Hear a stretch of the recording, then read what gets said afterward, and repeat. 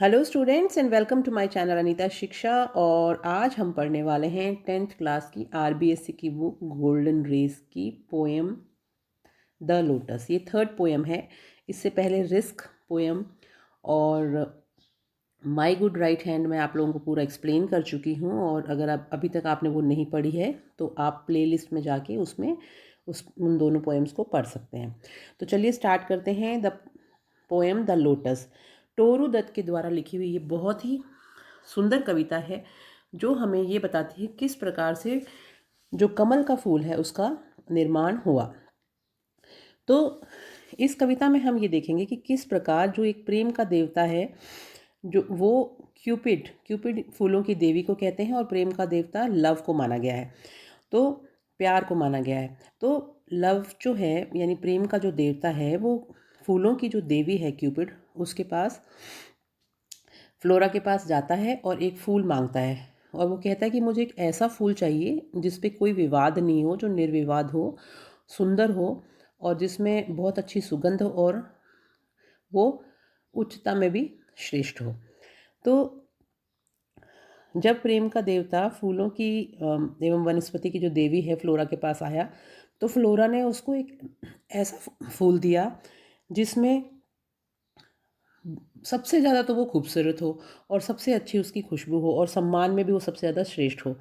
लेकिन जब वो उसके पास फूल मांगने के लिए गया तब वहाँ पर दो फूल थे, एक तो लिली का फूल यानी कुमुदिनी का फूल और एक रोज़ यानी गुलाब का फूल। उनके बीच में विवाद चल रहा था, यानी कि वो दोनों ही जो थे, लिली तथा रोज़ के बीच जो था वो फूलों की रानी होने का सम्मान लेकर दोनों में प्रतिद्वंदिता चल रही थी। दोनों ये चाहते थे कि ये सम्मान उनको मिले, क्योंकि जो लिली है वो सफ़ेद रंग का फूल है और बहुत शानदार दिखाई देता है। यह वर्षा के जो देवता जुपिटर है उनकी पत्नी जूनो के समान सुंदर है एवं शुद्धता और निर्दोषता का भी प्रतीक है। तो लिली ने ये दावा किया कि मुझे फूलों की देवी का सम्मान मिलना चाहिए। वहीं गुलाब के फूल ने भी अपनी तरफ से अपनी पैरवी में कुछ शब्द कहे। उसने कहा कि मेरा जो रंग है वो सबसे ज़्यादा खूबसूरत है, मेरी सुगंध जो है वो बहुत दूर दूर तक फैलती है, मधुर है, तो मेरी सुंदरता और खुशबू के सामने लिली कुछ भी नहीं है। तो दोनों जो हैं फूल अपने अपने दावे जो हैं वो प्रस्तुत करते हैं। अब जो फूलों की देवी होती है उसके सामने ये संकट होता है, खड़ा हो जाता है कि वो किसको चुने। तो फिर जब लव उसके पास जाते हैं, तो जब प्रेम का देवता जब उसके पास जाता है तो वो क्या करती है, वो ये सोचती है कि अब मैं किसको बनाऊं, फूलों की देवी का सम्मान किसको दूं। तो प्रेम का देवता जो होता है वो कहता है कि भाई मुझे आप ऐसा करो कि पहले वो मांग करता है कि लिली को और उसके बाद में वो मांग करता है कि गुलाब को, लेकिन उसके बाद में फिर वो कहता है कि नहीं, मेरे को ऐसा फूल दो जिसमें दोनों के गुण हो, यानी वो लिली के जैसा भी हो और वो गुलाब के जैसा भी हो। तब जाकर कमल का फूल जो है उसका निर्माण हुआ। और कमल जो है भारत के देवी देवताओं का एक प्रिय फूल भी है, क्योंकि माना जाता है कि भगवान विष्णु और देवी लक्ष्मी दोनों ही इस फूल से प्यार करते हैं। और आज वर्तमान में अगर हम देखें तो कई पुरस्कारों के नाम भी कमल पर रखे गए हैं। तो यह माना जाता है कि ब्रह्मा भी कमल से ही उत्पन्न हुए थे और कमल जो है उसको सत्यम शिवम तथा सुंदरम का प्रतीक भी माना जाता है। इस प्रकार कमल जो है वो बहुत ज़्यादा अत्यधिक सांस्कृतिक महत्व भी रखता है। तो फिर फूलों की देवी ने क्या किया, उसने एक नया फूल का निर्माण किया जिसका नाम रखा गया लोटस यानी कमल। और वो कमल का फूल जो है वो उसको सर्वश्रेष्ठ यानी फूलों की रानी का जो सम्मान है वो दिया गया। तो इसीलिए कमल जो है उसको हमारे भारत देश में देवी देवताओं का प्रतीक चिन्ह भी माना जाता है। और उसके अंदर गुलाब की भांति जो लाल रंग है वो और उसकी खूबसूरती, उसकी खुशबू सब विद्यमान है। और वह लिली की भांति सफ़ेद रंग का भी है और दोनों को मिलाकर जो फूल बना वो कहलाया कमल। तो अब चलिए हम पढ़ते हैं कि किस प्रकार दोनों फूलों ने उच्च सम्मान के लिए उन दोनों के बीच में क्या प्रतिद्वंदिता थी और किस प्रकार से जो फ्लोरा थी, उन्होंने जो किस प्रकार से इस समस्या का समाधान किया। इसमें आपको एक वर्ड मिलेगा birds of power. Birds of power जो है वो उन कवियों के लिए शब्द यूज़ किया है कि कवि जो थे वो दावा पेश कर रहे थे। कुछ कवि ये चाहते थे कि गुलाब को सर्वश्रेष्ठ सम्मान मिले, और कुछ कवियों का दावा ये था कि लिली को मिलना चाहिए, क्योंकि महान जो कवि या तो गुलाब या लिली के पक्ष में थे। वे अपने प्रिय फूल की प्रशंसा में गीत लिखते थे, और यह संघर्ष जो था विभिन्न गुटों के मध्य में चलता जा रहा था, यानी उनके भीतर चलता जा रहा था। उनकी कविताओं में ये देखने को मिला कि किसी ने सर्वश्रेष्ठ माना गुलाब को और किसी ने माना लिली को। तो आखिर में कमल का जो निर्माण किया गया वो शुद्धता और निर्लिप्तता का प्रतीक माना गया, क्योंकि यह कीचड़ में उत्पन्न होता है किंतु उससे वो प्रदूषित नहीं होता। तो इसी प्रकार एक जो ज्ञानी व्यक्ति होता है वो दुख और परिवर्तन से प्रभावित नहीं होता है। ब्रह्मा, विष्णु एवं लक्ष्मी कमल के फूल के से ही घनिष्ठ संबंध रखते हैं, तो इसे हमारे संस्कृति में बहुत ज़्यादा ऑस्पिशियस भी माना गया है। तो चलिए स्टार्ट करते हैं ये poem the lotus. Love came to Flora asking for a flower, यानी जो प्यार के देवता हैं वो वनस्पति की जो देवी है, फूलों की जो देवी है फ्लोरा, उसके पास में आते हैं और उसको एक मांग करते हैं कि वो उसको एक फूल दे। That would of flowers be undisputed queen, यानी इन पंक्तियों में जो कवित्री जो हैं तोरूदत्त वो ये कहना चाहती हैं कि हमें सबसे अधिक सुंदर फूल जो है वो चाहिए, और वो किस तरह से होना चाहिए। That would of flowers be undisputed queen, यानी जो आप मुझे फूल दें। प्यार के देवता ने फ्लोरा से कहा कि एक मुझे ऐसा फूल चाहिए जो कि अनडिस्प्यूटेड हो, यानी जिसके ऊपर कोई भी विवाद ना हो। The lily and the rose long long had been rivals, क्योंकि जो लिली का फूल है यानी कुमुदनी का जो फूल है वो, और रोज़ यानी जो गुलाब का फूल है वो बहुत लंबे समय से उनमें प्रतिद्वंद्विता चली आ रही थी। Rivals for that high honour, bards of power, यानी वो दोनों एक दूसरे के बहुत लंबे समय से प्रतिद्वंदी चल रहे थे। तो लंबे समय से गुलाब का फूल तथा कुमुदिनी का जो फूल था इस सम्मान को प्राप्त करने के लिए दावे करते थे। दोनों ही फूल यानी गुलाब का फूल और कुमुदिनी का फूल इस उपाधि को प्राप्त करना चाहते थे, और दोनों के बीच में झगड़ा चल रहा था। तो लव सीधा ही फ्लोरा के पास गए कि आप ही मुझे बताओ कि किसको फूलों की रानी का सम्मान मिलना चाहिए। Had sung their claims, the rose can never tower like the pale lily with her Juno mane. But it is the lily lovelier, thus because between flower fractions range the strife in Psyche's bower. तो इसमें हमने देखा कि birds of power, ये यहाँ से देखिए, birds of power had संग देयर क्लेम्स, यानी कि दोनों जो थे लिली और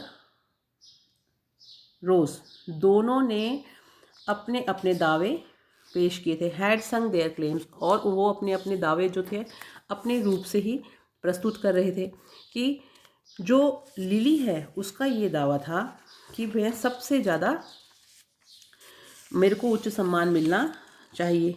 क्यों मिलना चाहिए लिली को उच्च सम्मान? क्योंकि वो ये कहती है कि मैं यानी मेरा रंग बहुत सफ़ेद है, मैं बहुत ही शानदार फूल हूँ, बहुत अच्छी दिखाई देती हूँ, और मैं जो हूँ वो देवता जो जुपिटर हैं उनकी पत्नी जिनका नाम जूनो है उनके समान मैं बहुत सुंदर हूँ। तो यह शुद्धता और निर्दोषता का प्रतीक है, इसलिए मुझे ये सम्मान मिलना चाहिए। Like the pale lily with her Juno mien, but is the lily lovelier, thus between flower factions rang and the strife in साइक्स बोर। तो अब आप बताइए कि क्या लिली वास्तव में ज़्यादा प्यारी है, और लिली को क्या ये सम्मान मिलना चाहिए? अब जो रोज़ है, give me a flower delicious as the rose and stately as the lily in her pride. अब लव के सामने तो ये समस्या हो गई कि वो अब समझ में ही नहीं आ रहा था उसको कि कौन दोनों में से ज़्यादा खूबसूरत है, क्योंकि गुलाब का जो फूल था उसने भी अपने दावे पेश किए। उसने कहा कि मेरा जो रंग है वो इतना खूबसूरत है कि हर किसी को अपनी तरफ आकर्षित कर लेता है। मेरी सुगंध बड़ी ही मधुर है और इसकी सुंदरता एवं खुशबू ने जो लिली है उसको भी अपना प्रतिद्वंदी बना दिया था। तो दोनों में ये बात चल रही थी कि हम दोनों में से ज़्यादा खूबसूरत कौन है और किसको ये सम्मान प्राप्त होना चाहिए। अब आगे देखिए, गिव मी अ फ्लावर। तो लव कहता है कि मुझे एक ऐसा फूल दे दो। Give me a flower delicious as the rose and stately as the lily in her pride. यानी अब मुझे एक ऐसे फूल की वो मांग करता है, प्रेम का देवता फूलों की देवी से प्रार्थना करता है कि उसको एक ऐसा खुशबूदार फूल दे दो जैसा कि गुलाब है, और ऐसा शानदार तथा सुंदर दिखाई देने वाला फूल दें जिसका स्वाभिमानी कुमुदिनी का फूल जैसे उसका स्वाभिमान हो, यानी इसके जैसा खूबसूरत हो और लिली के जैसा उसमें गर्व हो, प्राइड हो। But of what colour? Rose red, love first choose. तो फिर प्रेम की देवता को फूलों की देवी ने कहा कि लेकिन मैं तुम्हें फूल तो दे दूं, पर उस फूल का रंग कैसा हो? तो प्रेम का देवता कहता है, उत्तर में वो ये जवाब देता है कि गुलाब के जैसा लाल रंग हो सकता है। फिर वह अपना मानस बदल लेता है, यानी वो एकदम से बदल जाता है, उसका दिमाग में आता है कि नहीं, लिली भी तो बहुत खूबसूरत है। तो वो मांग करता है कि फूल का रंग लिली के समान सफ़ेद भी हो सकता है। Then prayed, no lily white or both provide. तो वो अब खुद ही कंफ्यूज था। तो वो कहता है कि जो रोज़ की तरह यानी गुलाब की फूल की तरह लाल और खूबसूरत हो, और जो लिली की तरह सफ़ेद, उसमें सफ़ेद भी हो, यानी मुझे दोनों के जो गुण हैं वो उस फूल में चाहिए। फिर जब फ्लोरा ये सुनती है, and Flora give the lotus rose red dyed and lily white the queenliest flower that blows.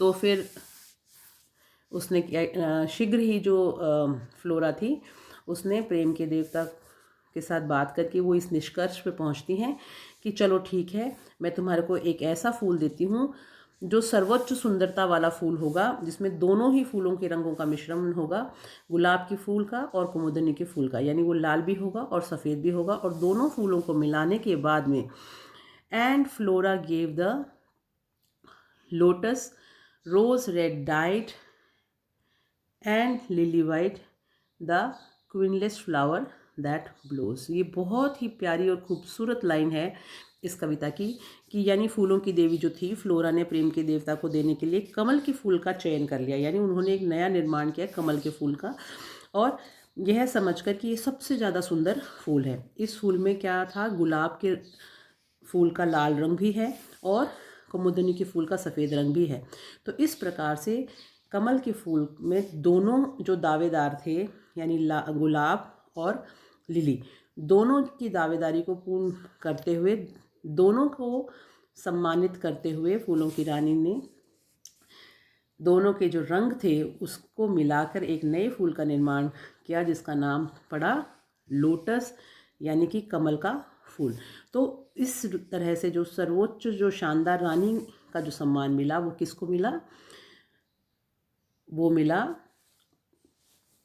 कमल के फूल को, यानी लोटस को। तो इसीलिए लोटस जो है उसके अंदर लाल और सफ़ेद दोनों ही रंग हैं, यानी दोनों ही फूलों की जो ब्यूटी है, और दोनों ही फूल जो राइवल्स थे उन दोनों की प्रतिद्वंदता को ख़त्म करते हुए दोनों को मिलाकर एक नए फूल का निर्माण किया, और बहुत ही समझदारी से इस समस्या का समाधान किया फूलों की देवी ने। यानी फ्लोरा ने बुद्धिमत्तापूर्ण इस निर्णय को लिया और उसने प्रसिद्ध कवि जो फूल अपने अपने दावे पेश कर रहे थे, प्रशंसा कर रहे थे, कोई गुलाब की करता था और कोई लिली की करता था, तो क्यूपिड की बात को मानते हुए उसने एक ऐसे फूल का निर्माण कर दिया जिसमें दोनों फूलों के गुण हों। अतः कमल को सभी फूलों में श्रेष्ठ घोषित करना जो फ्लोरा ने जो किया वो एक सबसे ज़्यादा बुद्धिमत्तापूर्ण निर्णय फ्लोरा के द्वारा लिया गया।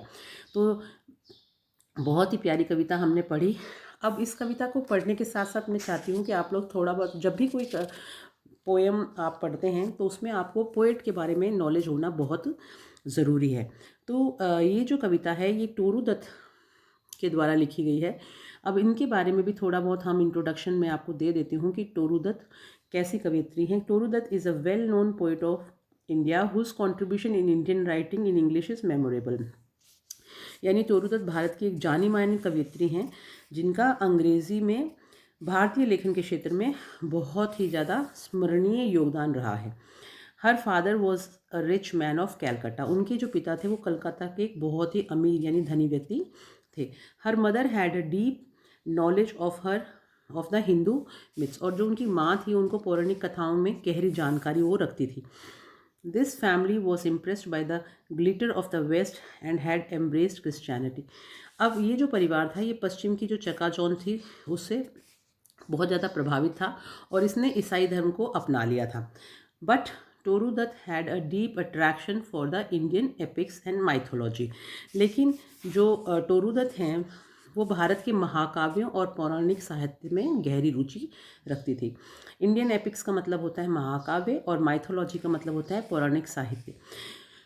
She reads the Ramayana and Mahabharata, the Vishnu Purana and the Bhagavad Gita. और उन्होंने रामायण, महाभारत, विष्णु पुराण और भगवत गीता भी पढ़ी थी। Her imagination was shaped by these Indian classics. और जो उनकी जो कल्पना शक्ति थी वो इन भारतीय शास्त्रीय ग्रंथों से काफ़ी प्रभावित थी, वो उसको आकार भी प्रदान करती थी। Her literature abounds in the cultural heritage of India. और उनका जो साहित्य है वो भारत की सांस्कृतिक धरोहर से भरा हुआ है। यानी उनकी जो आपको कविताएं मिलेंगी उसमें आपको भारतीय संस्कृति देखने को मिलती है। अब अबाउट द पोएम यानी कविता के बारे में भी कुछ चीज़ें आपको बहुत ज़रूरी हैं जानना कि ये जो कविता है ये एक स्मॉल पोएम है जिसको हम सोनेट भी कहते हैं। इट इज़ अ पेट्रार्कियन सोनेट यानी एक लघु कविता है जिसको सोनेट कहा जा सकता है और ये पेट्रार्कियन सोनेट है। It has the lotus has been favourite flower with Indian god and goddesses. Both Lord Vishnu and Goddess Lakshmi love this flower. In present times, many prizes have been named after the lotus, the Padma Shri, the Padma Bhushan and Padma Bhushan. यानी जो lotus जो है वो एक लघु कथा है। ये आपको सबसे पहले इस कविता के बारे में एक लाइन याद करनी है कि इट इज़ अ सोनेट। और ये कौन सी तरह की सोनेट है? ये पेट्रार्कियन सोनेट है। और जो कमल का फूल भारत के देवी देवताओं का एक प्रिय फूल रहा है। भगवान विष्णु तथा लक्ष्मी दोनों इस फूल से प्यार करते हैं। और वर्तमान समय में यानी आज के समय में जो कई पुरस्कार हैं उनके नाम भी कमल पर रखे गए हैं, जैसे पद्मश्री, पद्म भूषण, पद्म विभूषण आदि। For Toru Dutt the lotus is the most perfect flower regarding the combination of colour and appearances. और टोरू दत्त के लिए जो कमल का जो फूल है उसके रंग और स्वरूप में दोनों फूलों का मिश्रण दिखाई देता है। और दृष्टि से सर्वाधिक पूर्ण रूप से ये यानी दिखने में और रंग में दोनों में ही टोरू दत्त जो है उसको एक परफेक्ट फ्लावर मानती हैं। The poet describes a dispute among flowers in the manner of A beauty contest. और कवियत्री ने जो फूलों के बीच में जो पुष्पों के बीच में जो विवाद चल रहा था उसका वर्णन बहुत ही खूबसूरती से किया है। और वो ये कहती हैं कि जैसे कोई सौंदर्य प्रतियोगिता में दोनों के दोनों शामिल हो रहे हैं, उससे मिलता जुलता सा लगता है कि दोनों अपने दावे प्रस्तुत कर रहे हैं अपनी अपनी खूबसूरती का। The rose and the lily are rivals to get the status of best flower. क्योंकि गुलाब का फूल और कुमुदनी दोनों जो हैं वो अपनी अपनी जगह पे श्रेष्ठ पुष्प के सम्मान पाने के लिए दोनों के बीच में प्रतिद्वंद्विता चल रही है। दोनों अपने दावे पेश कर रहे हैं कि मुझे ये सम्मान प्राप्त होना चाहिए। But Flora the goddess of flower choose the lotus as the flower of supreme beauty because this flower retains in it the whiteness of lily and the redness of rose. So neither the lily nor the rose can equal the beauty of the lotus. लेकिन जो flora हैं, जो फूलों की देवी हैं, बहुत ही बुद्धिमता से उन्होंने कमल का चयन किया और उसको श्रेष्ठ सौंदर्य के सम्मान के जो है वो कमल के फूल को दिया। क्योंकि जो कमल का फूल है उसमें लिली के फूल की धवलता के साथ साथ गुलाब की लालिमा भी वो रखता है।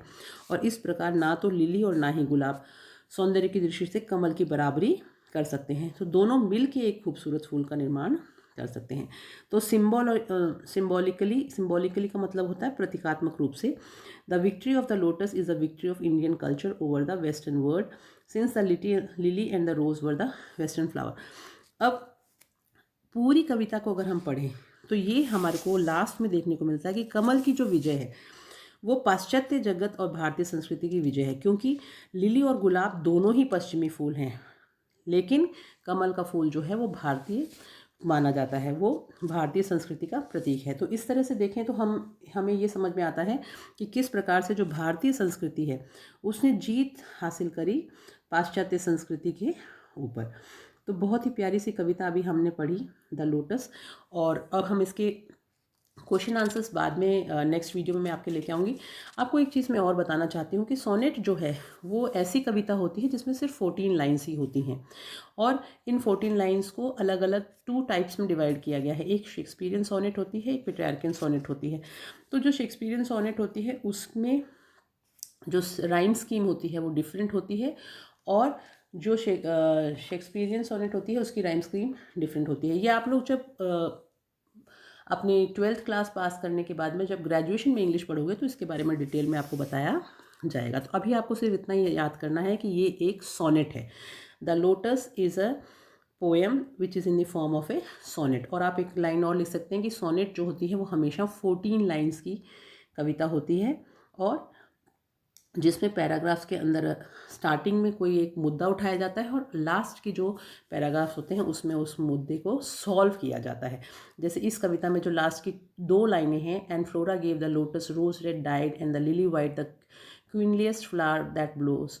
तो इसके अंदर ये पूरी जो कविता थी उसका निष्कर्ष निकाला गया है कि आखिर में जो समस्या थी उसका समाधान किस प्रकार से किया गया।